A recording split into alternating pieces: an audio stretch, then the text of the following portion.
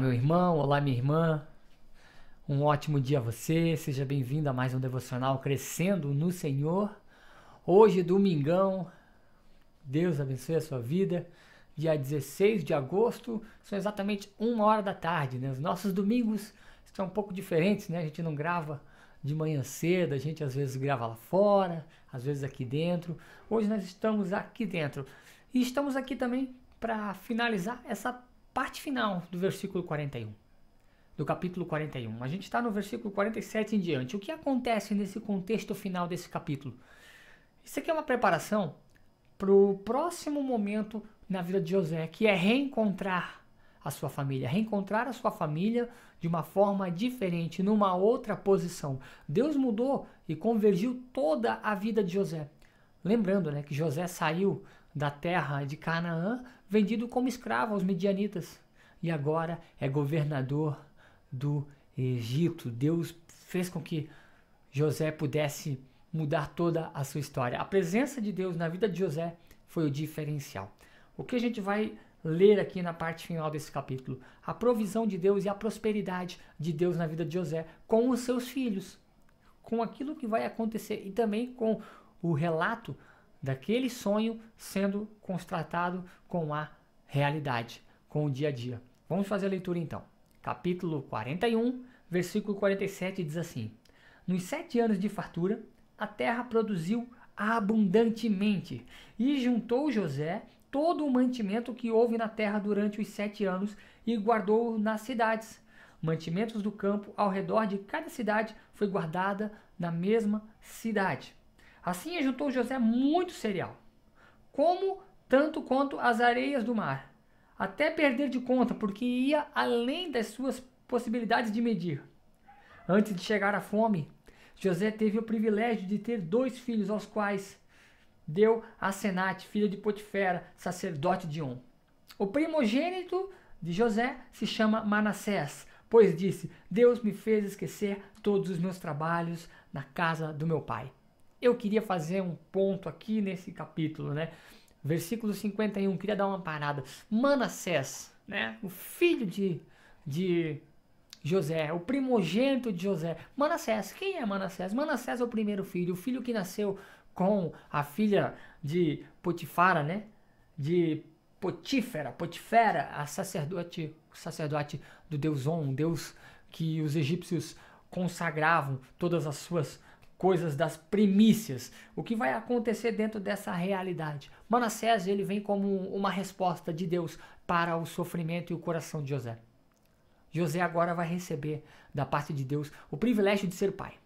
José amava o seu pai, mas José ainda não tinha filhos. José agora vai ser pai e vai amar o seu filho. E quando ele está dizendo assim, Deus me fez esquecer os trabalhos e toda a vida na casa de meu pai, não significa que Deus fez com que ele esquecesse o seu pai e os seus irmãos, não. Mas ele abandonou a dor e o sofrimento que ele carregava junto por ter sido o filho abandonado, o irmão vendido, aquele que foi dado como escravo.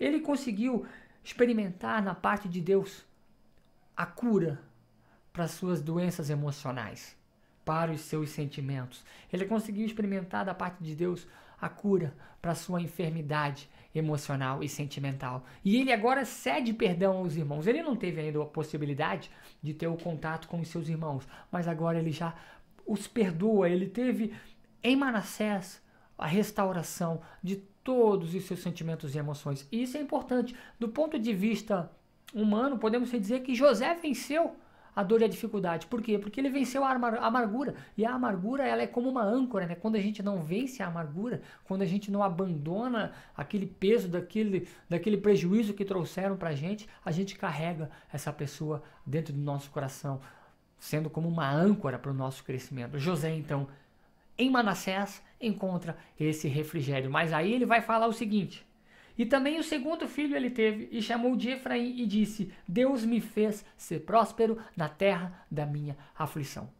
A palavra Efraim significa dupla prosperidade, ou dupla bênção, uma bênção duplicada.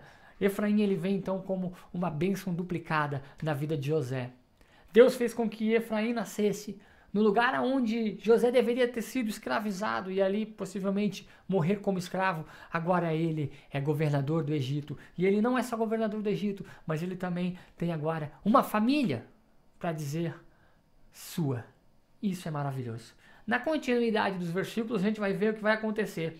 Passaram-se os 7 anos de abundância e houve então os 7 anos de fome.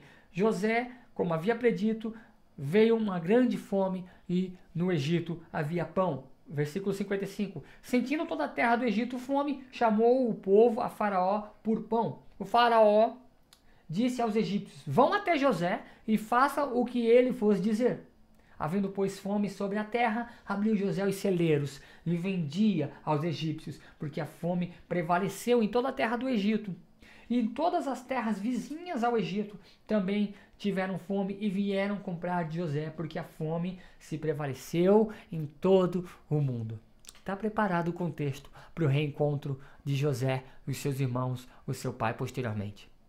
A gente vai iniciar amanhã, se o Senhor nos permitir, o capítulo 42. José e os seus irmãos se reencontram e vai começar ali um processo de cura, né? Um processo de cura. O arrependimento, ele não é estético, ele não é exterior, ele é interior. E é isso que vai começar a acontecer. Algumas pessoas podem dizer: pô, mas José foi cruel, José massacrou os irmãos, José não se revelou, José mentiu para os seus irmãos dizendo que era outra pessoa. Não. Eu vejo de uma forma diferente. Eu vejo que José aqui ele estava tendo paciência para esperar o tempo curar. Possivelmente José ele teria uma vontade enorme de chegar e abraçar os seus irmãos. Mas na verdade ele esperou, porque a verdadeira reconciliação ela acontece com um verdadeiro e sincero arrependimento. E após o arrependimento, a confissão dos pecados. E após a confissão dos pecados, então a gente tem a possibilidade de ter uma nova vida. Desejo a você um ótimo domingo e se amanhã o Senhor nos permitir, nós estaremos aqui novamente. Em nome de Jesus, muita paz e que Deus te abençoe.